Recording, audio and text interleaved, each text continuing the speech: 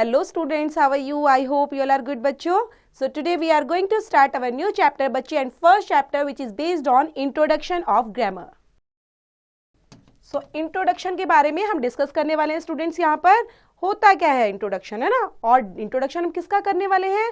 Grammar का. Okay, सो grammar में क्या इंपॉर्टेंट पार्ट होता है और किस टाइप से हम लैंग्वेज को एक इंपॉर्टेंस देते हुए ग्रामर का मोस्ट इंपॉर्टेंट पार्ट होता है ग्रामर के अंदर, तो उसी एसेंशियल पार्ट की यहाँ पे हम थोड़ी सी चर्चा करने वाले हैं.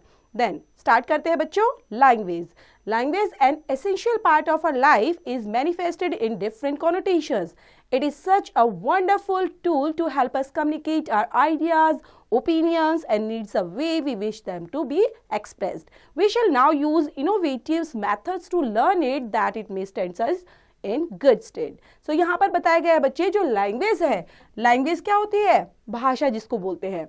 लैंग्वेज के अंदर जो essential part of our life है वो है डिफरेंट कोनोटेशंस को लेकर, जिसमें हम देखते हैं ग्रामर पोर्शन को कि कम्युनिकेट करते हैं जिसके अंदर, क्योंकि लैंग्वेज काम क्या आती है बच्चे? लैंग्वेज के अंदर हम अपने आइडियाज को, अपने ओपिनियंस को, अपने मेथड्स को, अपनी नीड्स को एक्सप्रेस ही तो करते हैं अदर पर्सन के सामने. यही तो काम करते हैं हम, क्योंकि लैंग्वेज अगर नहीं होगी स्टूडेंट्स तो हम कैसे बताएंगे कि हमारे आइडियाज क्या हैं, कैसे हम कम्युनिकेट करेंगे. So it's best way to communicate with the help of language. So letters of alphabet बच्चों यहाँ पर क्या है? लेटर्स के बारे में. ओके, सो अल्फाबेट होते क्या हैं? The letters of English alphabets are as follows. Print letters. You will find letters in book in this form. So यहाँ पर आप देख पा रहे हो बच्चे, लेटर्स है हमारे capital letters and small letters. Okay, then A B C D, इस तरह से यहाँ पर जेड से लेकर हमारे यहाँ पर बच्चे ये बोला जाता है these are called alphabets. Okay, so यहाँ पर ये अल्फाबेट्स हैं. How many alphabets are there? 26 alphabets are there, each capital letters and small letters. Cursive letters क्या होते हैं students? Cursive letters are used in handwriting, in which each letter is joined to the subsequent letter in the word. They help to make handwriting elegant. So ये क्या काम करते हैं बच्चे? Cursive letters होते तो A to Z he same as it is होते हैं, लेकिन cursive letter यूज किए जाते हैं मेनली हैंडराइटिंग में. ओके, हैंडराइटिंग को ये अगर हम इनका यूज करते हैं, okay, A B C D, like हम इस तरह से कैपिटल, इस तरह से स्मॉल लिखते हैं कर्सिव राइटिंग के अंदर, देन हमारी जो राइटिंग है बच्चे, जो हैंड राइटिंग आप लिखते हो वो काफ़ी एलिगेंट लगती है, काफ़ी इंप्रेसिव लगती है. ओके, लिखने का जो स्टाइल होता है सो थोड़ा सा डिफरेंट होता है. आप यहाँ पर देख पा रहे होगे कि डिफरेंट स्टाइल में ए बी सी डी इस तरह से लिखा हुआ है. आपने नोटिस किया होगा स्मॉल जो कैपिटल और स्मॉल लेटर्स होते हैं, जेड देखो कैसे लिखा हुआ है, लिखा हुआ ना इस तरह से. सेम ऐसे ही कर्सिव के अंदर हमारा जेड का लिखने का वे, स्टाइल काफ़ी एलिगेंट नजर आ रहा है यहाँ पर. अब बात करते हैं बच्चे वोवल्स एंड कॉन्सोनेंट्स के बारे में. The 26 letters of English alphabet can be divided into 2 parts. First in vowels and second one is consonants. यही तो होता है वोवल्स और कॉन्सोनेंट मीन्स हमारे 26 लेटर्स होते हैं बच्चे टोटल. ओके, इंग्लिश अल्फाबेट के. Then 5 letters are called vowels, A E I O U. जो 5 होते हैं बच्चे इनको वोवल्स बोलते हैं. Except of that are called consonants. जो रिमेनिंग बच जाते हैं उनको क्या बोलते हैं? कॉन्सोनेंट. कौन कौन बच गए? ए ई आई ओ यू के अलावा 21 लेटर्स बन गए, है ना. 21 लेटर्स बच्चे यहाँ पर बन जाते हैं और वही हमारे बच भी जाते हैं, like B C D F G, इस तरह से पूरे एच जे के एल एम जेड तक हमारे बच गए हैं. मीन्स रिमेनिंग लेटर्स को हम कॉन्सोनेंट्स का नाम देते हैं. वर्ड्स एंड स्पेलिंग्स क्या होती हैं स्टूडेंट्स? वर्ड की बात की जाए, देन वर्ड बनता है is the combination of letters को लेकर एंड अरेंज किया जाता है in a particular order to give a certain meaning. The way letters are arranged in a word is called spelling. It is very important part of the language. Every care should be exercised in it as it may result into a wrong word or non-word. For example, means यहाँ पर बताया गया है बच्चे कि जो word होता है उसके अंदर कॉम्बिनेशन ऑफ लेटर्स होते हैं. मीन्स अलग अलग लेटर्स को लेकर एक मीनिंगफुल सेंस के अंदर जिसकी स्पेलिंग भी निकलती हो, सेंस भी निकलता हो, उसी को हम वर्ड बोलते हैं. लाइक यहाँ पर दिए गए हैं बच्चे आपको 3 लेटर्स यू जी टी. लेकिन आपको क्या लगता है यूजीटी हर फॉर्म में कुछ मीनिंग बन रहा है इनका, लाइक यूजीटी, यूटीजी, जीयूटी, इस तरह से क्या सबका मीन्स निकल कर आ रहा है? आपने देखा होगा यहाँ पर कुछ का वर्ड्स का मीनिंग निकल के आ रहा है हमारे पास, है ना. अगर हम इसको फाइंड आउट करते हैं, लाइक टग, ओके, गट, कुछ का आपको लग रहा है कि हाँ इसका सेंस है, लेकिन आपको कई वर्ड्स ऐसे लग रहे हैं कि इसका कुछ मीनिंग ही नहीं होता, सो ये मीनिंगलेस हो गए, तो उनको हम वर्ड की कैटेगरी में एग्जिस्ट नहीं करेंगे students. In this example, we have arranged 3 letters in different ways, and so you can see the result of all arrangements. Only gut and tug are meaningful words, while others have little sense. So मैंने बात की थी ना अभी, हमने TUG को add तो किया था, हमने उन लेटर्स को इस तरह से अरेंज करते हुए ऐड ऑन किया था, लेकिन सिर्फ 2 वर्ड्स का ही मीनिंगफुल वर्ड्स यहाँ पर निकल के आता है, like GUT gut and TUG tug का, ओके, और अदर वर्ड्स हमारे सेंस ही नहीं बनता, तो इसलिए हम उनको वर्ड की कैटेगरी में एग्जिस्ट नहीं करते, ओके।